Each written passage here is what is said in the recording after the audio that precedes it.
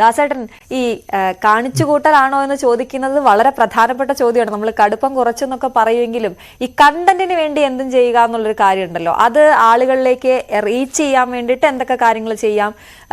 പ്രത്യേകിച്ച് വരുമാനം കിട്ടുന്നവർ പിന്നീട് കൂടുതലായിട്ട് അതിലേക്ക് വരുന്നു. അതെങ്ങനെ അവരിലേക്ക് എത്തിക്കാമെന്ന് വിചാരിക്കുന്നു. എന്ത് കാണിച്ചും, എന്തും ആയിക്കോട്ടെ, അതെന്തും കാണിച്ച് അങ്ങോട്ടേക്ക് പോകാം എന്നുള്ളൊരു വഴിയിലേക്ക് മലയാളി യൂട്യൂബേഴ്സ് എത്തിയിട്ടില്ല എന്നാണ് നേരത്തെ കോളമിസ്റ്റ് ആയിട്ടുള്ള രാംമോഹൻ പാലിത്ത് പറഞ്ഞത്. താങ്കൾക്ക് എന്താണ് തോന്നുന്നത്? പക്ഷെ താങ്കൾ നേരത്തെ ഒന്ന് സൂചിപ്പിച്ചു, ഇപ്പോൾ ഉള്ള പുതുതായി വരുന്ന യൂട്യൂബേഴ്സ്, വളരെ യങ് ആയിട്ടുള്ള ആളുകൾ അങ്ങനെ ചെയ്യുന്നുണ്ട്, അല്ലെങ്കിൽ ആ പാതയിലേക്ക് പോകുന്നുണ്ട് എന്ന് താങ്കൾ പറഞ്ഞു. അതിനെക്കുറിച്ചൊന്ന് വിശദമാക്കാം.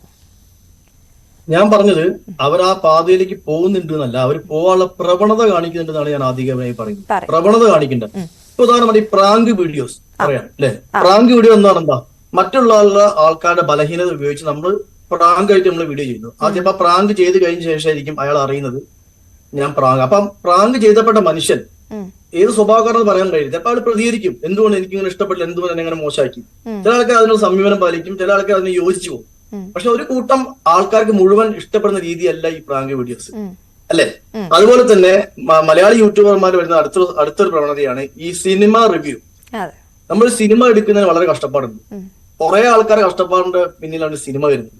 അപ്പം എനിക്ക് തോന്നുന്നു കോടതി വിധിയാനുണ്ട്, സിനിമ ഇറങ്ങിയിട്ട് 3 days കഴിഞ്ഞിട്ട് റിവ്യൂ പറയാൻ പാടുന്ന അങ്ങനെ കോടതി വിധി ഉണ്ട് എന്നാണ് എനിക്ക് അറിയാൻ കഴിയുന്നത് അല്ലെ. അതിന് മുമ്പേ തന്നെ റിവ്യൂ പറയും, ആ സിനിമയെ അങ്ങോട്ട് കൊല്ലും, ആ സിനിമയെ അങ്ങോട്ട് ആക്ഷേപിക്കും. ആ കുറച്ച് റിവ്യൂസ് നമ്മളെ യൂട്യൂബേഴ്സിൽ കൂടുതലായിട്ടുണ്ട്. ഞാനൊരു ആക്ടറും കൂടിയാണ്, സിനിമയിൽ അഭിനയിക്കാൻ ഇഷ്ടപ്പെടുന്ന ആളാണ്, അഭിനയിച്ചുകൊണ്ടിരിക്കുന്ന ആളാണ്. പക്ഷെ ഈ സിനിമ റിവ്യൂ അതുപോലെ തന്നെ ഈ പ്രാങ്ക് വീഡിയോസും ഏറ്റവും കൂടുതൽ ഞാൻ മനസ്സിലാക്കുന്നത് മലയാളി യൂട്യൂബേഴ്സിനിടയിൽ. അത് എന്തുകൊണ്ടാണ്? റീച്ച് കിട്ടാൻ വേണ്ടിയിട്ട്, വരുമാനം ധാരാളം വരും. അപ്പം ഈ ഒരു പ്രവണത കൂടുതലായിട്ട് നമ്മളെ യൂട്യൂബേഴ്സിനകത്ത് കാണുന്നുണ്ട്. അത് മുന്നോട്ട് പോയിക്കൊണ്ടിരിക്കുകയാണ് ആ പ്രവണത. അത് എല്ലാവരും ചെയ്യുന്നില്ല, എത്രയോ നല്ല ആൾക്കാർ നല്ല രീതിയിൽ വീഡിയോ ചെയ്യുന്ന ആൾക്കാരുണ്ട്. ഇപ്പം വീട്ടിൽ ഭക്ഷണം ഉണ്ടാക്കുന്നവരും വീഡിയോ ചെയ്യുന്ന ആൾക്കാരുണ്ട്, നമ്മളെ ഡ്രസ്സിന്റെ കാര്യം വീഡിയോ ചെയ്യുന്ന ആൾക്കാരൊക്കെ ഉണ്ട്.